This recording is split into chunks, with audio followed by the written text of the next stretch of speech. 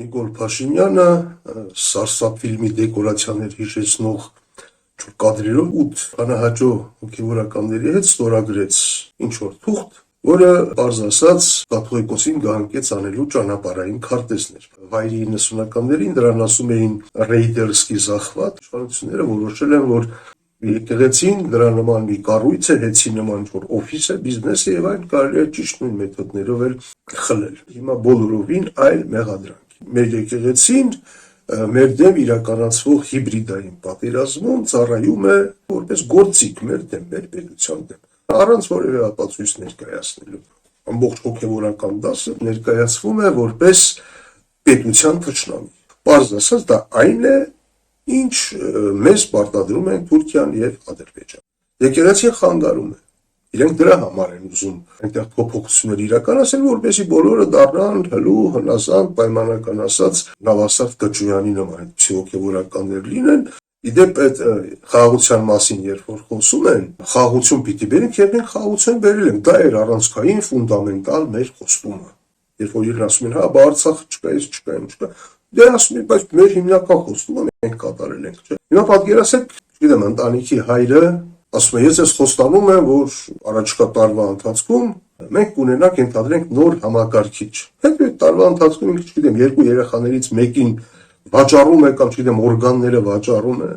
Այդ գումարի մի մասով համակարգիչը ձեռք բերում, մի տարի հետո ասում է, տեսեք, ես իմ ֆունդամենտալ հիմնական խոսքը կատարել եմ, խնդրեմ, ես էլ համակարգիչը։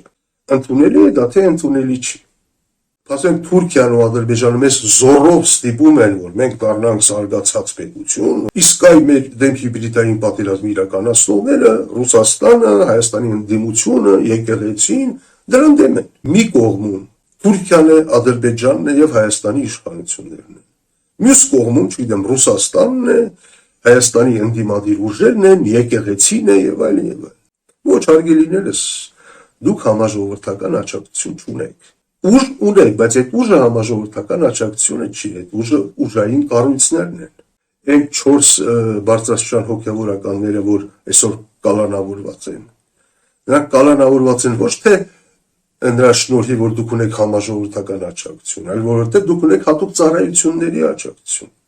Իշխանությունները կարողացան այդպիսի մի քայլով Սամվել Կարապետյանի վարկանի շբավականին իջեցնել։ Մարդը փող ուներ, նոր տարին տանը դիմավորեց, ուրիշները փող չունեն, բանտում են անց դիմավորում նոր տարի։ Ճիշտ կլինի, եթե այս ամեն ինչին իրավական ընթացք տրվի։ 1991 TV YouTube-յան ալիքում ուղիղ խոսքն է, բարև ձեզ։ Այս օրերի կարևորագույն իրադարձությունը տեղի ունեցավ մի քանի օր առաջ, երբ Նիկոլ Փաշինյանը սարսափ ֆիլմի դեկորացիաներ հիշեցնող կադրերով, դա բոլորս տեսանք, 8 իշխանահաճո հոգևորականների հետ ստորագրեց ինչ-որ թուղթ, որը պարզ ասած մայրաթորը կաթողիկոսից եւ նրա շրջապատից ազատելու կաթողիկոսին գահանկեց անելու ճանապարհային քարտեզներ փաստացին։ Ինչպիսին էր այդ ճանապարհային քարտեզը, ակնհայտ էր խորհրդային փլուզումից հետո այդ վայրի 90-ականներին դրան ասում էին ռեյդերսկի զախվատ, ռեյդերային այսպես խլում, նվաճում։ Մեր օրերում էլ դա հայտնի է, նույն մեխանիզմն է, վարվում են ճիշտ այնպես, մտադիր են վարվել ճիշտ այնպես, ինչպես հեծի դեպքում, այսինքն հայտարարվում է, սկսում են ուժայինները, չգիտեմ, հատուկ ծառայություններ ինչ-որ բաներ, այլ սեփականատիրոջից խլում են, սեփականատիրոջը կալանավորում են, նշանակում են ժամանակավոր կառավարիչ, մի խոսքով խլում են։ Դա հիմա Հայաստանի իշխանությունները որոշել են, որ եկեղեցին դրա նման մի կառույց է, հեծի նման ինչ-որ օֆիս է, բիզնես է եւ այն կարելի է ճիշտ նույն մեթոդներով էլ խլել։ Բայց ուշադրություն դարձրեք մի հանգամանքի վրա, որ եթե շաբաթներ առաջ, ամիսներ առաջ այդ հիմքում, այդ քայլերի իբր բարոյական հիմքային էր, որ բարձրաստիճան հոգևորականները կաթողիկոս ու կուսակրոնության ուխտ են խախտել, այսինքն շեղվել են հավատքից իրենք։ Հիմա այդ ամեն ինչը չկա, հիմա դա մի կողմ է դրվել, հիմա բոլորովին այլ մեղադրանք է։ Խոսքն այն մասին է, որ իշխանությունները եւ Նիկոլ Փաշինյանը եւ պատգամավորներ, իշխանական, չգիտեմ, այլ գործիչներ Պարզ ասում են, որ գործ ունենք, ուրեմն որ մեր եկեղեցին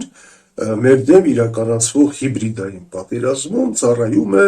մեր թշնամիների ձեռքին, ծառայում է որպես գործիք մեր դեմ, մեր պետության դեմ։ Պարզ բաց տեքստով ասում, բնական առանց որևէ ապացույց ներկայացնելու։ Այսինքն եկեղեցին կաթողիկոսը եւ իր շրջապատը, իսկ մեծ հաշվով ամբողջ հոգեվորական դասը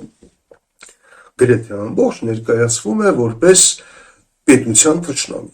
Այսինքն այդ կուսակրոնություն, բարեվարկություն նրանք մի կողմ են դրվել, բոլոր այդ մարդկանց անվանում են պետության թշնամի, որովհետև նրանք մեր թշնամու ձեռքին, որտեղ ով որ մեր դեմ հիբրիդային պատերազմ է իրականացնում, բնականաբար մեր թշնամին է, չէ՞, ասում են այն նրանց ձեռքին գործիք են տարել մեր պետության դեմ, դա մենք թույլ չենք տալու, գնանք կվռնդենք, այս կանենք, այն կանենք, ելի եմ ասում առանց որևէ ապացույց ներկայացնելու։ Լավ, ինչի մասին է խոսքը մեծ հաշվով։ Խոսքն այն մասին է, որ այդ ստորագրած թղթում էլ կար, չէ՞, իշխան Նիկոլ Փաշինյանը դա անվանել էր, չգիտեմ, արժեքահենք բան, բայց իմաստը հետևյալն էր, որ իշխանությունները փորձում են Հայաստանում արմատավորել նոր Հայաստանի գաղափարախոսություն կոչված արդեն ամիսներ շարունակ, որի իմաստը բովանդակությունը արդեն բոլորը գիտեն, դա այն է, որ Հայաստանը պիտի հրաժարվի իր բոլոր հայ ժողովուրդը պիտի հրաժարվի պատմությունից, իր անցյալից, պիտի վերանայի իր արժեքները, փոխի իր սահմանադրությունը, հրաժարվի Արարատից, չգիտեմ, կրճատի զինված ուժերը, այս հունվարի 1-ից արդեն դա արվեց, հրաժարվի վերջնականապես Ղարաբաղից, մի խոսքով հանկարծ չկատարի որևէ գործողություն, որը կարող է բարկացնել մեր հարևաններին, առաջին հերթին Ադրբեջանի եւ Թուրքիայի։ Սա է այդ նոր Հայաստանի գաղափարախոսությունը։ Պարզ ասած, դա այն է, ինչ մեզ պարտադրում են Թուրքիան եւ Ադրբեջանը։ Դա է նոր Հայաստանի գաղափարախոսությունը։ Հիմա Նիկոլ Փաշինյանը ասում է, քանի որ մենք այդպիսի արժեքահենք հասարակություն ենք ուզում, պետություն ենք ուզում, դա չենք կարող իրականացնել, քանի դեռ մեր այդ արժեհամակարգի հենարանը եկեղեցին չենք, ինչպես իրենք են ասում, բարենորոգել։ Եկեղեցին խանգարում է։ Իրենք դրա համար են ուզում այնտեղ փոփոխություններ իրականացնել, որպեսզի բոլորը դառնան հլու, հնազանդ, պայմանական ասած Նավասարդ Կճոյանի նման այդպիսի հոգևորականներ լինեն, որոնք եւ եկեղեցին արդյունքում ինչ որ դեկորատիվ կառույց եկեղեցիները կլինեն, չգիտեմ, տուրիստներ բերող, այդպես ինչ որ կառույց մի քիչ էլ փող աշխատող, որտեղ այնտեղ անպայման խոսում են ֆինանսական թափանցիկության մասին, եւ վերջ միայն այդքանը, սա են ասում։ Եվ ասում է, այ թե սա չլինի, եթե մենք դա չանենք, իսկ հայ եկեղեցին դրան խանգարում է, մեզ օգտագործեն, մեզ էլի ներքաշեն հիբրիդային պատերազմների մեջ, էլի մենք կվերադառնանք պատմական Հայաստանին եւ այլ եւ այսպես շարունակ, այսինքն սա է ասելիք։ Իդեպ այդ խաղաղության մասին երբ որ խոսում են, տեսեք,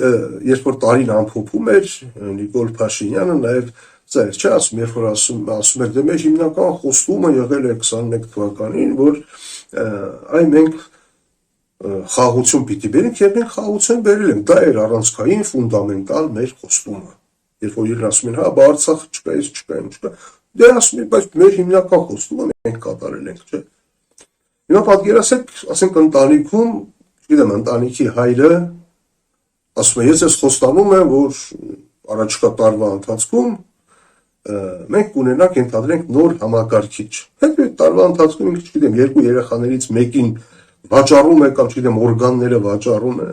այդ գումարի մի մասով համակարգիչը ձեռք բերում, մի տարի հետո ասում է, տեսեք, ես իմ ֆունդամենտալ հիմնական խոսքը կատարել եմ, խնդրեմ, ես էլ համակարգիչը։ Ընդունելի է դա, թե ընդունելի չի։ Հիմա այդ խաղաղությունն է ինքը, որի դեպ չկա, դատելով Ալիևի վերջին հայտարարությունից եւ ընդհանրապես ընդհանուր իրավիճակից չկա էլ այդ խաղաղությունը, բայց ինքը ասում է, չէ, այ բերել եմ։ Հիմա իշխանությունների տրամաբանությունը փորձենք հասկանալ։ Տեսեք, իշխանությունները ասում են, այ երբ որ մենք այս քայլերը կատարենք, այդ նոր Հայաստանի գաղափարախոսությունը արմատավորենք բոլորիս մեջ, արդյունքում մենք կունենանք, մենք կլինենք զարգացող, նորմալ, զարգացած, բարեկեցիկ պետություն ունենանք։ Ինչ է ստացվում։ Ստացվում է, որ Ադրբեջանը եւ Թուրքիան մեզ ստիպում են կատարել այնպիսի գործողություններ, որոնց արդյունքում մենք կլինենք զարգացած բարեկեցիկ պետություն։ Այդպես է ստացվում, որը մեկը հավատում է դրան։ Բայց այդպես է իշխանությունները ասում են, այդ էս ասենք Թուրքիան ու Ադրբեջանը մեզ զորով ստիպում են, որ մենք դառնանք զարգացած պետություն, նորմալ պետություն, իսկ այ մեր դեմ հիբրիդային պատերազմի իրականացնողները, Ռուսաստանը, Հայաստանի ընդդիմությունը, եկեղեցին դրան դեմ են։ Սա է այս ամբողջ պատերազմի իմաստը։ Եվ ինչ է ստացվում, ստացվում որ մի կողմում Թուրքիան է, Ադրբեջանն է եւ Հայաստանի իշխանություններն են։ Մյուս կողմում, չգիտեմ, Ռուսաստանն է, Հայաստանի ընդդիմադիր ուժերն են, եկեղեցին է եւ այլն եւ այլն։ Հասկացա՞ք արճակատանկիցը որտեղով է գնում։ Սա է ասած եւ խնդրեմը նաեւ այն է, որ իշխանությունները Նիկոլ Փաշինյանը փորձում են ներկայացնել այս իրենց այդ քայլերի իրավական օրինականությունը, այսպես որ իրենք ունեն ժողովրդի աջակցությունը։ Դա իրենց պատկանողներից մեկն էլ ասում էր, գիտեք, եկեղեցին պիտի ստիպված պիտի լինի ընդունել մեր ժողովրդի այսպես որոշումը քաղաքական, ընդունել իր գիտություն, չխառնվել, այսինքն իբր իրենք ժողովրդի աջակցությունը ունեն, դրա համար են այդ քայլերին անում։ Այսինքն ուժն է ծնում իրավունքը, Նիկոլ Փաշինյանը հիմա Հայաստանի ներսում է անում, բայց ներկայացնում է դա այնպես, որ այդ ուժը համաժողովրդական աջակցությունն է։ Ոչ հարգելիներս, դուք համաժողովրդական աջակցություն չունեք։ Ուժ ունեք, բայց այդ ուժը համաժողովրդական աջակցությունը չի, այդ ուժը ուժային կառույցներն են։ Որովհետև այդ ուժային կառույցների շնորհիվ է, որ դուք ձեր միջոցառումներին մարդիկ եք հավաքում, կիրառելով եւ այդ վարչական լծակները եւ ապահովելով այդ ուժային կառույցների գործունեություն, չէ՞, ի վերջո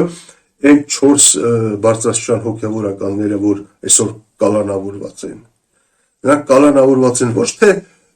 նրա շնորհիվ, որ դուք ունեք համաժողովրդական աջակցություն, այլ որովհետև դուք ունեք հատուկ ծառայությունների աջակցություն։ Նրանք են կալանավորել։ Այդ 10 ձեր կողմը անցած հիմա արդեն 11 բարձրաստիճան հոգևորականները ձեր կողմն անցել ոչ թե նրա համար, որ դուք համաժողովրդական աջակցություն ունեք, ոչ, այլ որովհետև իրավապահ մարմինները, ուժային կառույցներն են ինչ լծակներով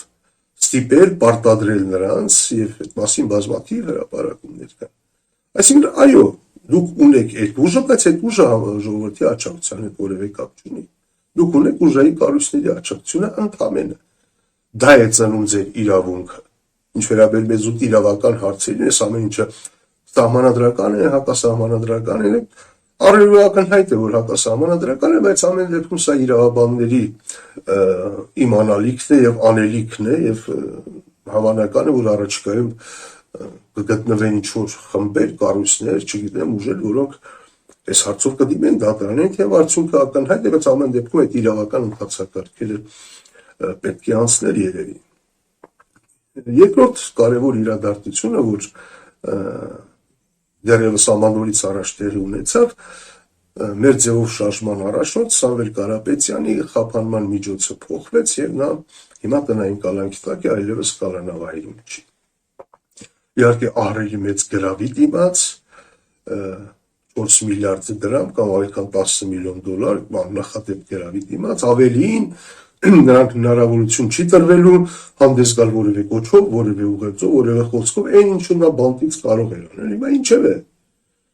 Սամվել Կարապետյանը ընդունել է այդ պայմանները, հիմա ես չէի ցանկանա գնահատական տալ դրան, ամեն դեպքում համաձայնվել է, որտեղ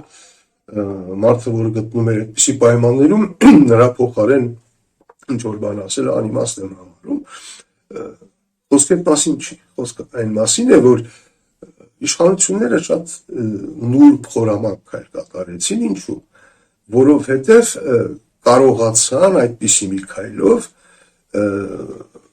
Սամվել Կարապետյանի վարկանիշը բավականին իջեցնել։ Ինչու, որովհետև տեսեք նույն օրը այլ քաղաքական գործիչների կալանավորեցին, նրան ուղարկեցին տուն։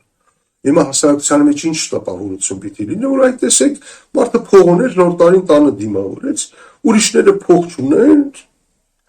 բանտում են դիմավորում նոր տարին։ Իսկ մեր հասարակությունը բնականաբար հարուստ մարդկանց նկատմամբ առանձնապես համակրանք չունի, միշտ է այդպես, չէ՞։ Այդպիսի նուրբ ձևով, նուրբ քայլով նրա վարկանիշը բավականին թույլատրեցին, իսկ այս մի քանի ամիս է մնացել ընտրություններին, ավելին նաև պառակտում մտավ, չէ՞, որոշակի որ ինչի պիտի այս մարդը ազատության մեջ լինի, այն մյուսները կալանավորվեն, ինչ հետ նա փող ունի սրանք չունեն, այդպես չի, բա ուր մնաց համերաշխություն, միասնական պայքար, բան մի խոսքով իշխանությունները առաջիկայում բազմաթիվ այդպիսի քայլեր անելու են այս ամիսների ընթացքում, մեկը մեկի դեմ հանելով, պառակտելով, նրանց միջև, չգիտեմ, գսվրտոց, հա, սերմանելով եւ մտադիր լինելով այդ միջոցով հասնել հաղթանակի, ինչևէ կարծում եմ առաջիկայում հենց այս թեմաները պիտի լինեն քաղաքական դաշտի հասարակության ուշադրության կենտրոնում եւ կարծում եմ ամեն դեպքում ճիշտ կլինի, եթե այս ամեն ինչին իրավական ընթացք տրվի, որովհետեւ եթե իշխանությունները ակնհայտորեն ոտնահարում են օրենքները, դա չի նշանակում, թե պետք է վերջնականապես դա մի կողմ թողնել եւ մտածել, թե դե լավ, երևի Աստված կպատժի, հա, կամ ի վերջո բարին հաղթում է եւ այլ, չէ, դեպս լինում է հեքիաթներում, իրականում առանց կոնկրետ մտածված քայլերի համագործակցության այնպես չի, որ արդարությունը հաղթանակում է։ Այսօր այսքանը կհանդիպենք։